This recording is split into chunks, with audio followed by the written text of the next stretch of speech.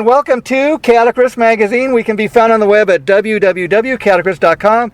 My name is Jason J. Rock Houston, and it's my pleasure to be speaking with musician Oren Halmut from the band OHP. Now, I'm assuming OHP stands for Oren Halmut Project. Is that correct? Yeah, well, it's more productions. Okay. But project, it could go either way, in this case, actually. And actually, the reason I introduced you as a musician is typically I'll introduce somebody as a singer or guitarist, but I was reading that you're a producer, you're a drummer, and you're a guitar player. So talk a little bit about that. I was curious, instrument-wise, did you start out playing the drums or the guitar first? Well, to make a very long story short, I actually started at the drums, and I've been doing drums for a very, very long time. Ventured into sound from there, and the last one to be added was guitar and vocals. That would be the last add-on. Okay, now, obviously drums, a lot of people start out on the drums. It's, because, it's a way to get out your aggression. Does that have anything to do with wanting to be a drummer? That very much had a lot to do with it, and not any better way than metal. Yeah, and a lot of people don't even realize that some of the greatest frontmen, like Steven Tyler from Aerosmith and Janie Lane from Warrant, they started out as drummers and went on to become the great frontmen that they are. Well, I think having drum skills, I think, gives you a lot of tools to venture into any other instrument. And I actually see vocals as an instrument as well. You're just using the instrument you've been given to make music. So drums, just because it's a rhythmic tool, the rhythmic tool, basically gives you, the foundation to excel, I think, in a lot of other instruments, just because the foundation is there, which, in my opinion, one of the hardest things to learn and to grasp is groove and rhythm. Yeah, what a lot of people fail to realize that aren't musicians, and I include myself here, is, I've talked to a lot of musicians, doing these interviews over years, and a lot of people tell me, when you go in the studio and you record anything, especially with, your typical 4 or 5 piece band, the drums are really what drive the groove of the song, and the drummer usually does their tracks first and kind of, sets the blueprint for everybody else come in and do their part.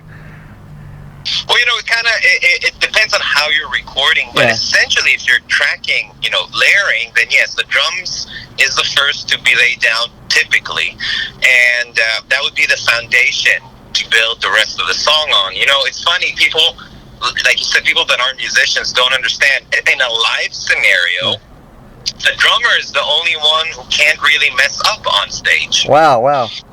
Because if you feel a hiccup in the groove of a song, that is immediately noticed by everybody. It's like a CD skipping. For those who knows what CDs are. Yeah.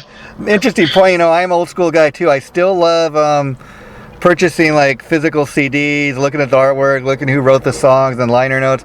I mean, I'm aging myself, but a lot of kids these days, they don't realize the experience of going to a record store. What's a record store? Yes, folks, there used to be places where you could go and buy music besides Amazon.com, But there is a reinvention of the record stores now. It's actually records, because that's the medium. That's literally the only medium out. It's actual LPs. People are buying vinyl.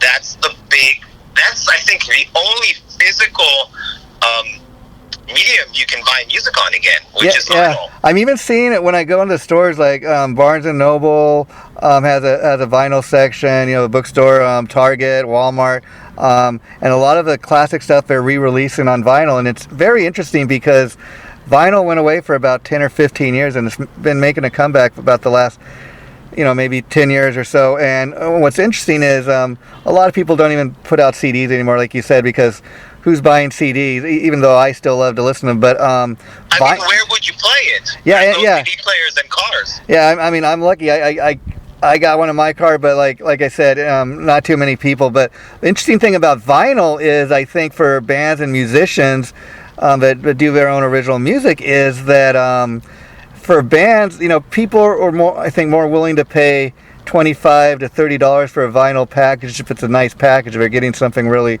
I know guys have told me they don't even have turntables and they're still buying vinyl just because they want to have a collection.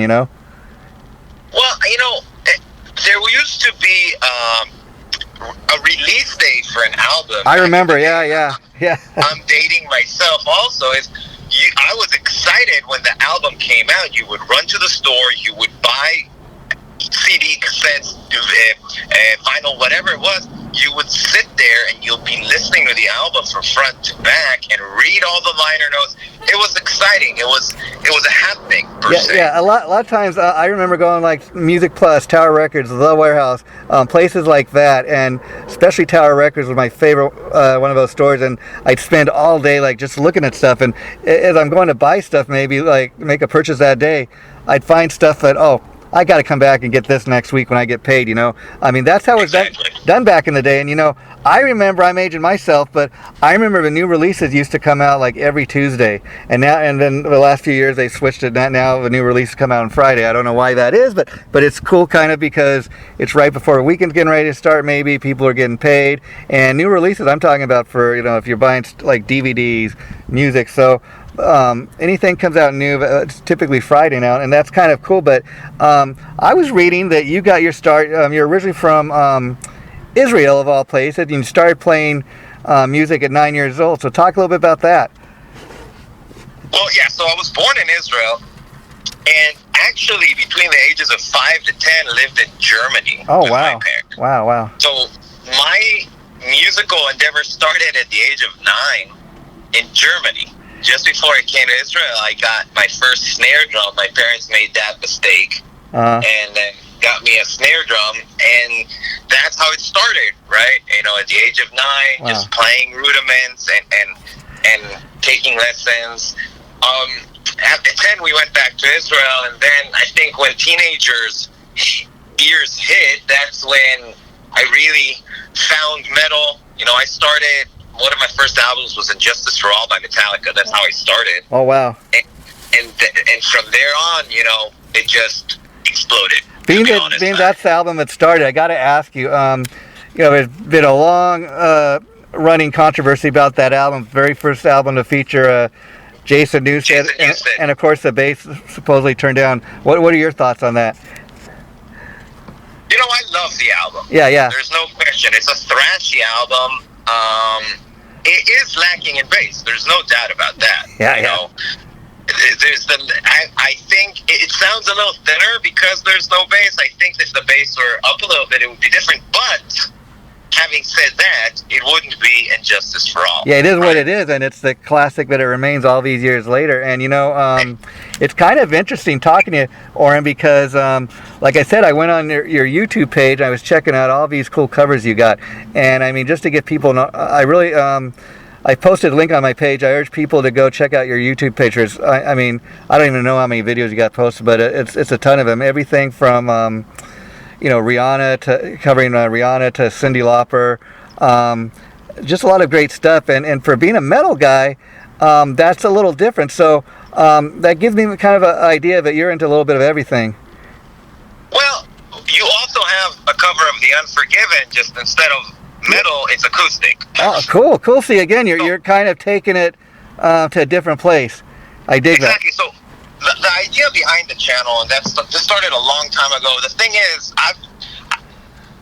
for me, everybody has a different experience for music, right? Of course. They take something different when they listen to music. Yeah. Some people like the lyrics, some people like the emotion or the groove. For me, it's all about energy and power. That's what I like. I started with thrash metal, but I really do enjoy new metal. A lot of people don't like to say it, but I do enjoy new metal because I like groove coming from a drummer. Yeah, makes sense. I really enjoy that, and they had a good mixture. So for me, pop is super catchy. You cannot deny that. Yeah. I mean, let's talk about. It's made to be hooky. I mean, that's what it's made to be. So I figured, why not take pop songs that everybody knows? Yeah, that everybody knows. I mean, that makes sense. I mean, even I mentioned you covered like Cyndi Lauper's "Time After Time," and let's talk about another Cyndi Lauper tune that everybody's heard countless times on the radio. Girls Just Want to Have Fun. I mean, that's a song, like you said. You don't even have to, even if you're a metal fan, it's a catchy tune. It's a great little pop tune. You can't get it out of your head once you hear it. And So it makes sense to that you'd want to cover something like that. But again, and I think we got to get past these barriers. I'm a metal guy. I can only cover metal bands. No, again, you can cover whatever you want, and I think that's what makes this such an interesting project. Well, what's great about it is that metal guys enjoy the covers. So I think that the majority of my views come from metal people. Interesting. And it's interesting because, the songs are heavy enough to be enjoyed by the metal community, but not too heavy to be enjoyed by the pop community that already know the song, so can enjoy it. Yeah. Right? So it's right in the middle. It's really something for everybody, right? Not everybody likes it, but that's the same with every music. Yeah. Can't please everybody. An interesting thing in doing covers, there's typically two thoughts. There's the one thought where if you're going to cover somebody's tune, you do it note for note. But then there are other people like you that they kind of want to do a different arrangement, want to do something different. I mean, I remember once I had the opportunity to interview the late great Frankie Benelli, the drummer from Quiet Riot, and he was telling me Quiet Riot, became famous off those two Slade songs. He was telling me Slade, when they were no longer really a band and their career had kind of come and gone, all of a sudden because of Quiet Riot did those two Slade songs, we got the fame. He says kind of an even trade. We got the fame, but Slade got the money, and rightfully so, because they wrote those songs, and so... Of course, all the publishing rights are owned by Slade. Yeah, so, it makes sense, and kind of Slade, when they'd broken up and everything, they're getting kind of a second shot. They are getting a second win on their career, essentially. Yeah, and again, and if people keep asking, Quiet Riot, they did those two Slade songs. That's what they're remembered for. And oddly enough, because of that, a few years back, Slade put out a greatest hits collection. I mean, I'm not a huge Slade fan, but what's interesting about it, I thought, okay, I'm gonna get this album, and I'm gonna check. It's like 2 CD set, and I discovered a lot of great tunes I might not otherwise if I never heard Quiet Riot do those two Slade tunes, and say, I'm gonna check out the rest of what these guys did. I mean, it kind of opens you up to things you wouldn't normally venture into listening to. So that's always a great thing. I really do enjoy all music, just like you said. Some more, some less, but I am willing to give everything a listen. Right? Yeah. I do enjoy heavy. That's my main enjoyment for music. It does come from heavy music, but I do like to listen and explore every genre. Yeah, I mean, it's interesting because I typically listen to metal and hard rock myself, but I do have appreciation for everything. I mean, I'm willing to give something a listen. Like if somebody wants me to review their CD or something, I'm going to give it an honest listen. I'm going to listen to it not just the first and the last track. I'm going to listen to it all the way through and kind of give it an honest listen. But the reason we're talking today is you did a great metal cover of the Weeknd's hit single "Blinding Lights." Now, I got to be real honest. I've heard The Weeknd. I mean, I've heard him as far as there's an artist out there. I'm not really familiar with any of his songs, but because I heard your version of this, I'm going to go check out his version. It's not something I would typically go and check out, but I have appreciation for everything. I'm like, okay, I've heard Oren's version of this. I want to go hear the original and kind of, compare the two. And so I think it's kind of, and like I said, I have an appreciation for everything. So as much as I am into metal and hard rock, I love the Eagles. I love Tom Petty. I love Bad Company. Just great songwriters. These people, I mean, we're listening to the music like almost 40, 50 years later because they're just such great songs. The Beatles, I don't care where you come from in the world, the Beatles, probably the greatest songwriters of all time. And any of the great songwriters, who was not influenced by the Beatles, Yes, I mean, the Beatles, again, I really appreciate the Beatles. Yeah.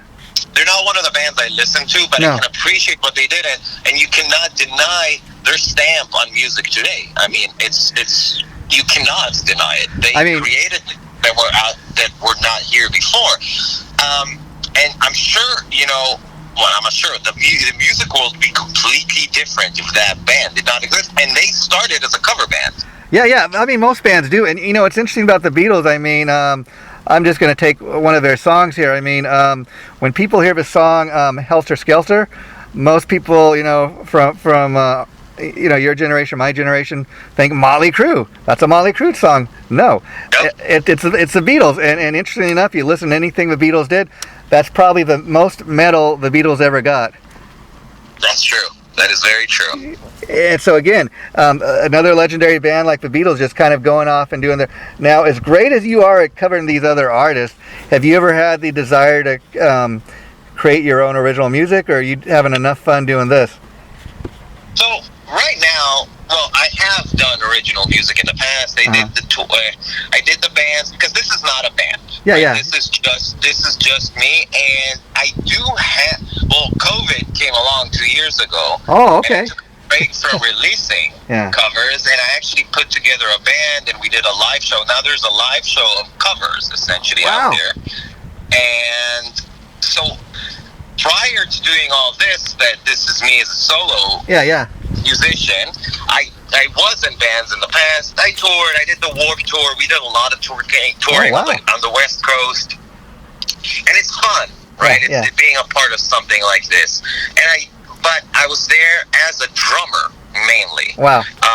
We released 2 albums, and I had a lot of input on the arrangement and those parts of it, but not as much in the writing. I do my own writing, and I will release music in the future, but right now, because I'm releasing a song a week, that takes up most of my time. But I not having even known that part of his story, it makes sense, because being locked down with all this COVID stuff for the last 2.5 years, I mean, you got to find a way to keep yourself out there, and this makes sense. And wow, so I was curious, and I'd imagine part of the reason that you've got such a vast array of influences musically is probably living in Germany, Israel, Los Angeles. I mean, must be vastly different culturally, in all those 3 places as far as all the places you've ever lived, and even musically, hearing different types of music in Germany and Israel, the United States, that have a huge influence on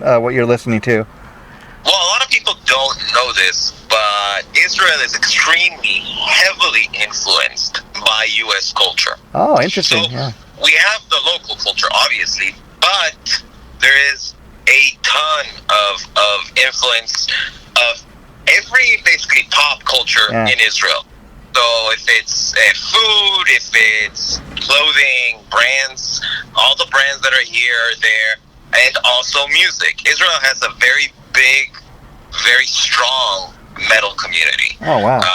Amazing musicians. Also, a lot of people don't know there are a ton of Israeli musicians in a lot of the major touring acts in the States. Oh, wow, I had no idea. Oh, wow, that's great to hear. In the past, I mean, from Hilary Duff to I don't know, Kiss. Gene Simmons is Israeli. Oh yeah, of course, yeah. Wow. Like the singer of Disturbed, David.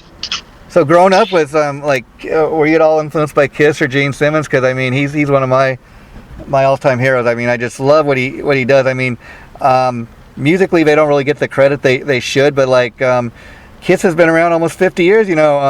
Oren and Gene and Paul, they wrote the bulk of the songs, and they're the ones been in the band since day one. They're still doing it, so they're doing something right. Kiss are, I'm going to say, most likely one of the most entertaining acts out there. The thing with Gene is he, from the beginning, and he said that many times, he thought of it as a business, and their story is amazing, right? They grew up in a circuit and are killing it to this day, just because when you go to a Kiss show, you are going to see a show. It's a spectacle. It's an event. You're entertained. Exactly. It's not just a musical experience. It's everything. And what amazes me about Kiss is, if you know anything about their story, and I'm sure you do, way back, you go back to 1972 when the band was first getting together in New York City. Everybody loved the music. People that they were, sending their demo tapes and that too. But they said, you guys are really great musically, but do you really need that makeup? And now it's the makeup that everybody can't even imagine Kiss without. And they tried it for a few years, and they went back and they're wearing the makeup again. So the very thing that people were kind of against in the beginning is what people love about them. I mean, that's just one aspect. I've read interviews with Gene where he talks about, why is he the one that breathes the fire? I mean, they came up with that idea. Somebody that worked with the band, and they're like, "Who wants to do it?" And Gene's like, "Okay, I'll do it." And then even the thing with the tongue, he said they were at a photo shoot very early on, and he was just kind of trying to get the photographer's attention to start sticking his tongue out. And that just kind of became his thing at a photo shoot. Yeah, you never know how things are going to catch on. Yeah, and you know, Oren, so like I was reading, you left Israel and you came to Los Angeles in 2007, I believe it was. So how old would you have been about that time? Well, first I came here in December of '99. Okay. That was the first time I came here I finally ended up moving here full time around 2005. Okay, and so when you first came in '99, I guess the question would be, I'm sure. I mean, it's quite a culture shock from Israel. So what was that like for you going from Israel to the United States? To be honest, it wasn't a culture shock at all. Really? Like I said, okay. Israel and the United States are very similar in a lot of ways. You know, that's interesting. Yeah, because what you watch on TV. It's not a culture shock in any way coming here for me. I knew exactly where I was going to. I was planning on coming here. Again, I don't know if you know, in Israel you have to go to the military when you're 18 years old. Oh, okay. I see. I hear you loud and clear. Yeah. So I spent 3 years in the Army. Wow. And when I was 21, I just jumped on a plane and I'm like, okay, it's time. Because I was all of my teenage years, I was a drummer and I was with a band. You know, I had the American dream, coming here with a band and becoming famous. Wow. So we worked for like 3-4 years. Yeah. Just getting ready to come to the States and make it big, you know. Those green, you know, those white kids thinking they're going to take over the world, landed in LA, and I think a month later the band was gone and I was the only one who stayed here. Wow. So you were talking about that you'd done a couple records with the band. What was the name of that band? So that band was Toto. Oh, okay. And it was heavy alternative. And interesting band. You know, we fit right on the bill at the Warped Tour. Okay. And that was a good time. And, you know, staying in this game is not easy. No. You know? Constantly reinventing yourself, I guess, you know, from your point of view. And let's talk about what you do vocally. I mean, you said that you weren't always a vocalist, but like I was listening to the Blinding Lights track today in prepping for the interview that we're doing, and I was like, I wonder if this guy's doing it vocally. I mean, you're literally your own one-man band, but it really works. And if you weren't always a singer, let me tell you, what you're doing vocally just kicks ass. Thank you. Yeah. Thank you very much. It was, so this is the thing, right? This channel has been around for like 5 years. It's like, how did I not hear this, you know? Well, this is the thing. You didn't hear of it because in the beginning, I was already good at all my instruments. Yeah. Not that I'm great or anything. I do what I do good at my instruments, but my vocals were not. So this is something I just started. And, you know, the internet is a very brutal place to release things.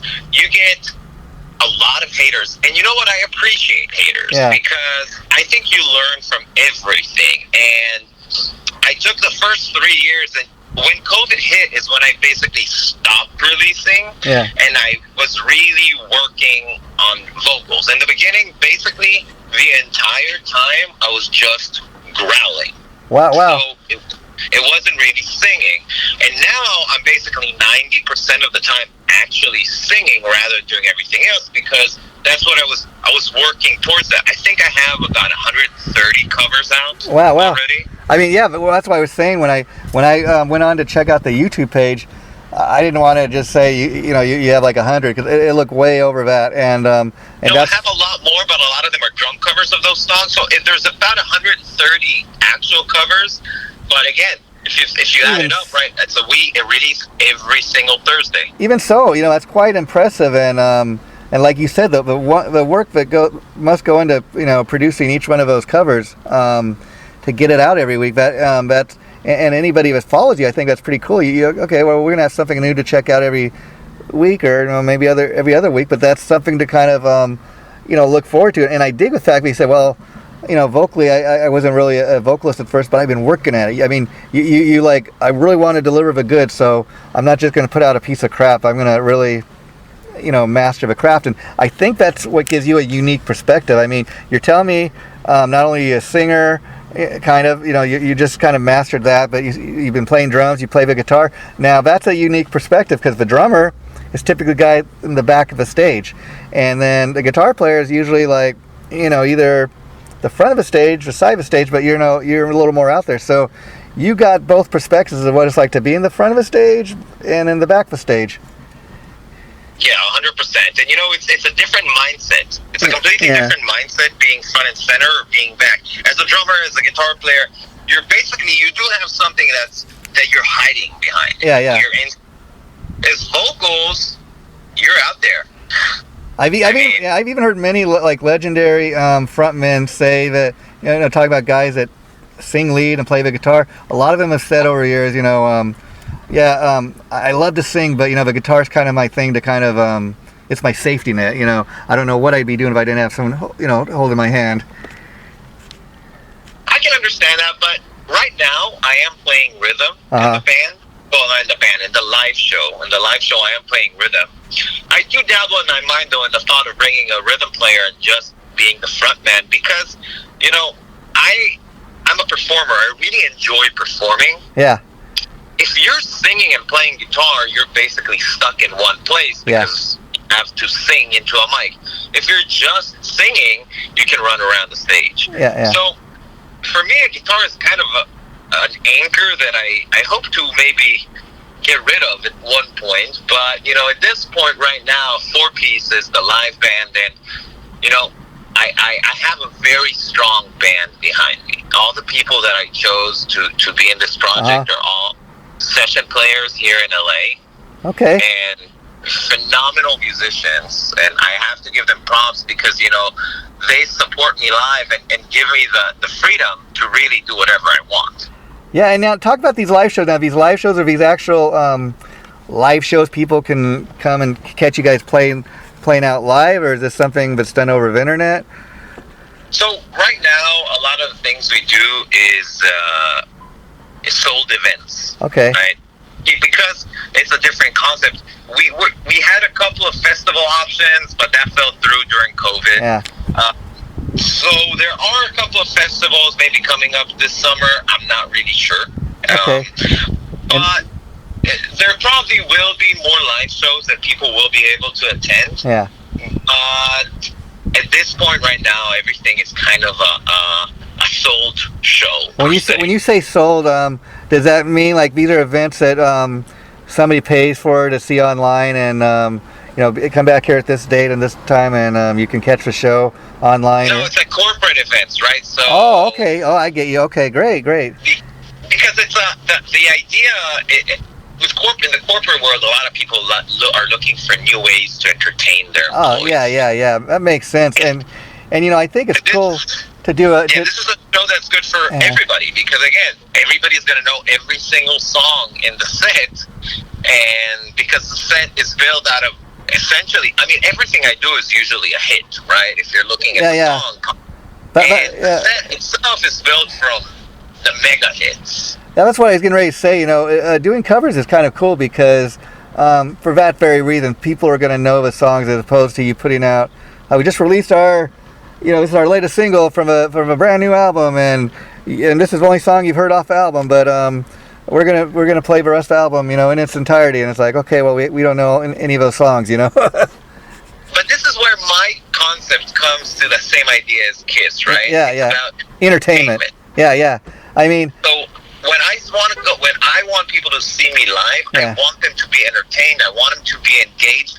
I want them to be able to sing the chorus, right? And they can do it in every single song because the song I'm looking at right now to maybe do, which I won't tell you which one it is. Yeah. It has 131 million views. Wow. Okay. Wow. So, and this is a new song, actually. Yeah.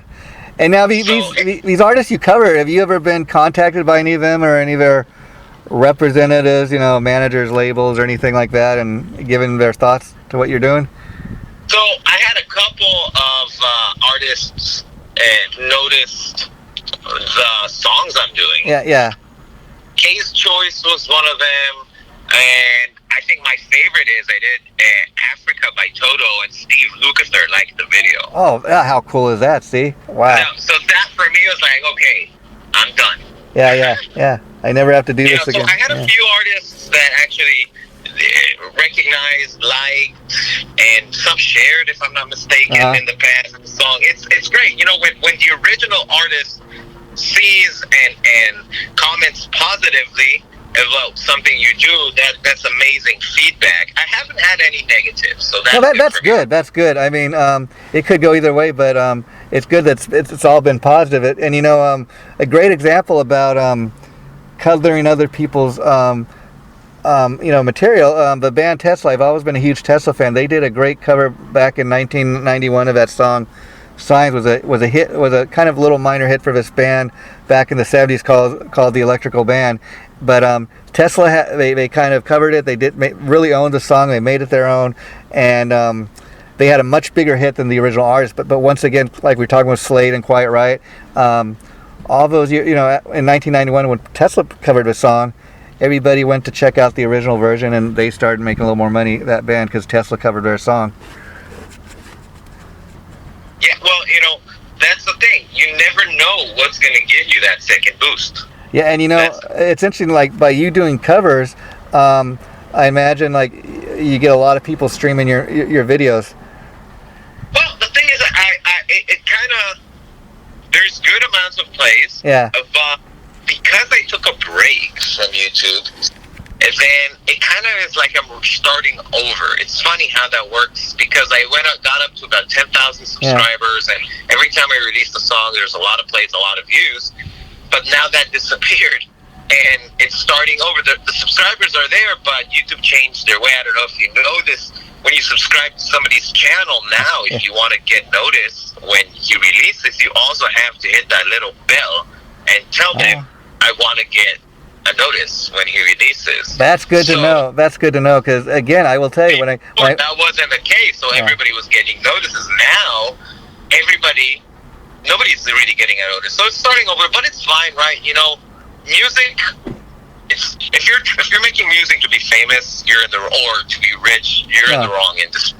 No, but they do make it that much harder. I mean, so you got to promote your stuff. You got to get the word out there. You got to tell people that, because people don't know these little intricacies. Like when I went to your YouTube page, it's like the top of the page is initially, when you first go to, there's about 4 or 5 videos that are posted, but and you don't see everything else. But so like I clicked on where it said videos, and then everything else kind of appears. And you know, I tell you, I promote the hell out of the interviews I do and stuff, but some people that know what I do, they see it all the time. Some people don't. I'm not sure how they how they do that, but you just got to really get the word out, because they're not. I mean, YouTube. I mean, they make it really hard for people to make any money. They got all these little things they do to kind of. People really have to know about you in the first place to even find anything you're doing. Yeah, it's a process. It's definitely a process. Getting it out there now. Listen, there's a ton of content, so we're constantly in a rat race against everybody else that's releasing.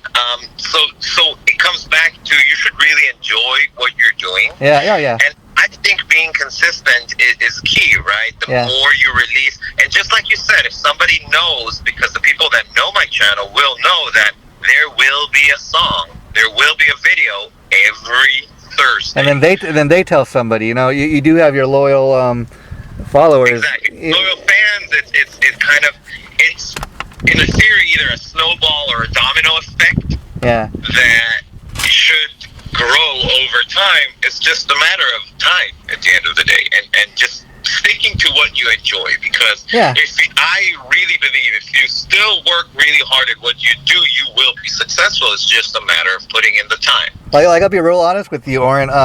I got a day job that I go to, and so I do this on my off time because I enjoy listening to music. I enjoy helping the bands promote what they do and the musicians, you know. And I had a friend of mine ask me, why do you do all this stuff? You don't get paid for it. And that's exactly what I told him. You know what? It gives me something to do. I'm having fun. I enjoy talking to people, other people about, you know, music. It's something I enjoy. And it'd be great to get paid for this stuff. But, you know, at the same time, you know, at this point in life, I've gotten about 482 interviews or something like that posted, and that's over, you know, many years. But it's the dedication to what we do, you know. And I think if I was trying to promote something, you know, a band or something that I didn't really believe in, you know, people would be able to tell. A lot of times people ask me, hey, how come all the time you write a CD review, it's always good? And I tell people, it's because I'm not into promoting what I don't like, you know. I'm into promoting, spreading the love about what I do like. And even from my perspective, I'm not a musician. I don't know what it takes to do what you do, but I got all the respect in the world for people that do what you do, because I can't do it, you know what I mean? Yeah, it's very highly appreciated. Trust me, it's very highly appreciated. And because it does, and when people enjoy your work, it means a lot. Yeah, and you see, just, you know, looking at your own stuff you put up on the internet, you're like, okay, kind of creating a little voice here, and people are kind of listening to what we're you know, spreading the word about, and that's kind of a good feeling, because I believe so much in, you know, the bands and the musicians that I talk to. Otherwise, I wouldn't really be wasting my time. Now, talking about you as a producer, you produce all these great videos, you know, that you do, but as a producer, do you ever work with other artists and produce their tracks or their videos? I do. I worked with numerous people out here in LA. I like working in person. Yeah. I don't like doing the remote control. I do mix, you know, for people that are out of town. Again, OHP is not what pays my bills. Yeah. Right. I am a musician full-time and producer, so it is music, but it's not this. So, yes, I do work with different bands and different artists, but I don't take any project. It needs to be something that feels good. Yeah. Right. And because I always believe that I want to put my best foot forward. Yeah. So I wouldn't want to work with an artist I don't believe in, because I don't think I would be able to give him the best I can. Yeah, makes sense. Now, as a producer, when you're producing other people's stuff, are you more interested in trying to kind of mold what they do, or if you have somebody who wants you to produce their song or whatever, or their video, they kind of typically come in and tell you what they want, or do you try to say, let's kind of play with this and see what we get? So videos, I want to always get the vision of the, right? Yeah. And I don't do a lot of videos for other people. Yeah. Because I know how to do videos, but that's not my forte. I understand, right? And so that's fine. And shooting for other people, actually, I can create much better videos than I do for myself, because it's not static. So the videos I shoot for other people are very different than what I do for myself. But again, it's not something, that's not my thing. Yeah, I got you. I'm a musician and producer. And as a producer, I usually take the artist, or at least let's say it this way, the people that use me as a producer like my style and want what I do to affect what they want. Wow. So, so I have a specific sonic idea of what I like to create, and I know kind of where I want my drums. I obviously take input from the artist of what his ideas are, but they want to work with me because they like what I do and what I bring to the table. For mixing purposes, if somebody uses me as a mixing engineer, then I definitely ask for references of what they want it to sound like. Yeah, because when somebody comes in, as a producer, you're basically part of the album. You're part of the creative as a producer. At least that's my way of looking at it. Yeah, because I would think somebody else comes in, doing their music. It's kind of got to be about their vision, not necessarily how you want to mold them. Well, that's the thing. Then that's how they choose producers, right? Yeah. They would go That's why there's a million producers, because everyone has their own style. Essentially, when you're bringing a producer into the game, you want what they're bringing. It's like a fifth member or sixth, whatever, how many people are in the band. For that specific album, you're bringing somebody from the outside to help the creative. Yeah, I mean, that's my take of a producer. I mean, one of my favorite all-time producers is Bob Ezran. He's worked with everybody from Kiss and Alice Cooper, Pink Floyd, and one thing he's known for, I mean, he's not just a producer. He writes songs. He's a musician. He plays the piano. I mean, they said like on Kiss's Destroyer album in 1970, he really helped them up their game, because like if you look at Detroit Rock City, just the little kind of radio thing with the radio, and then the car accident. I mean, Detroit Rock City would be a completely different song if it didn't have that in there, you know? Well, let me give you a much more extreme example. And Justice for All. Yeah. Black. Oh, there you go. Yeah. I see. Bob Rock. Yeah. Bob Rock took Metallica and turned them from a very good thrash metal band to the biggest metal band in the world. And then, do you think it's even fair to say that he kind of, and there's nothing wrong with this, but to me, kind of turned them into a pop band? And again, people start saying, oh, they're all over the radio, they're all over MTV. Well, what is pop? Pop is again, popular. Popular, and that's what I'm getting ready to say. And that's why I did not have a problem with it. And again, if you're really a true Metallica fan, you're gonna dig. I think you're gonna dig the Black Album just as much as you loved Ride the Lightning. You know? Yeah. Well, see, that's the thing. It's a natural progression per se, right? Yeah. You don't know where a band would go. They wrote the music. Bob Rock didn't write the music. Yeah. He produced it in a different way. So, people are saying they sold out. Why? Because they are making money. I don't believe in the sold out unless you're writing music specifically to do something very specific. Yeah. Then you didn't really sell out. You're just creating music. The fact that it's different from the album before, not everybody is AC/DC. Yeah. Yeah, AC/DC is very interesting in that way, because, I mean, a lot of people... I mean, they almost any song sounds the same, and they're about the only band I think that can legitimately get away with that. But that's who they are. Yeah. Right? It's perfect for them. That's exactly my point. Every other band essentially changes a little bit from album to album. And if you look at Kill 'Em All and Injustice for All, those are two different albums as well. Yeah, oh yeah, definitely. Yeah. So, it's really, I also see music as a business in a way. At the end of the day, music does become a business. So you move with it. And, I mean, I'm a true Metallica fan. Yeah. Well, up to after Reload, that's kind of where I tapped out. Did you ever check out the album they did with Lou Reed, Lulu? What are your thoughts on that? I don't honestly know. Yeah, fair. I heard some of it. It's very... Listen, they tried something different. It didn't work, but we'll just leave it at that, yeah. Yeah. It's not my thing. Maybe some people liked it, but again, I'm not knocking it. Yeah. When you're Metallica, you can really do whatever you want. Yeah. You really can. I mean, they even did something with Lady Gaga, and so I mean that just shows you kind of extremes from Metallica. But the funny thing with the Lady Gaga, that kind of blew up in their face because the head Phil's mic didn't work. Yeah. Amazing. And I gotta say, Oren, before you wrap it up today, interesting thing talking about you and your all around general story is the fact that you are a metal guy, and that if anybody initially they go to the YouTube page and okay, he's got a Rihanna cover, this and that, but again, I urge people to listen to it first before kind of making that judgment, and I think you've got a very interesting career that you've kind of mapped out for yourself, because you can do what you do vocally. You're a guitar player, you're a drummer, you do all these unique covers. Like I said, typically I would never.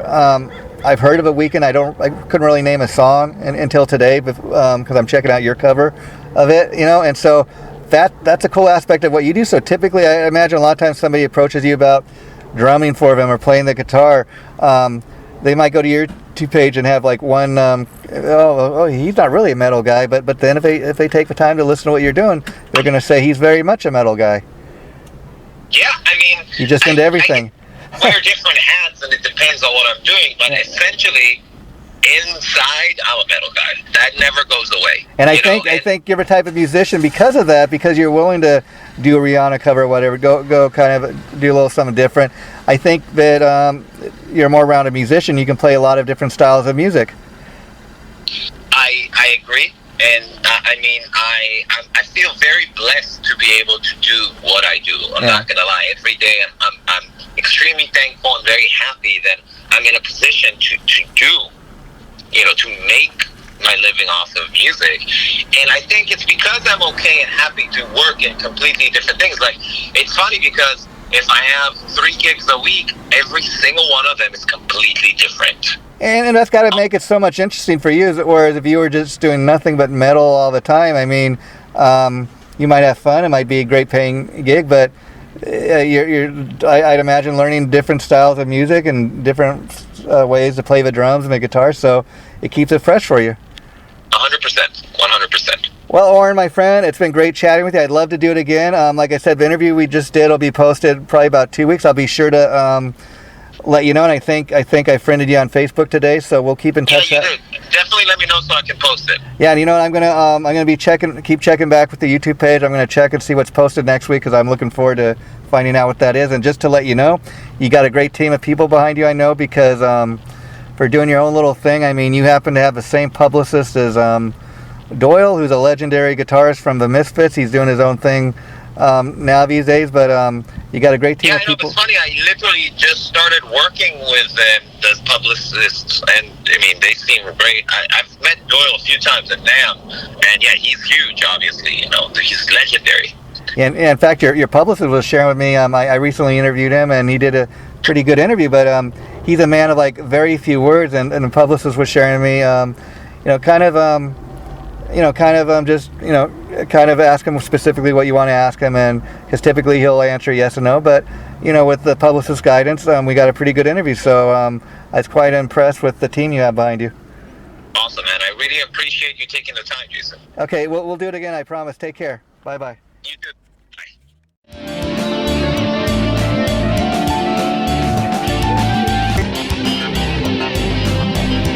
Chaotic Riffs Magazine.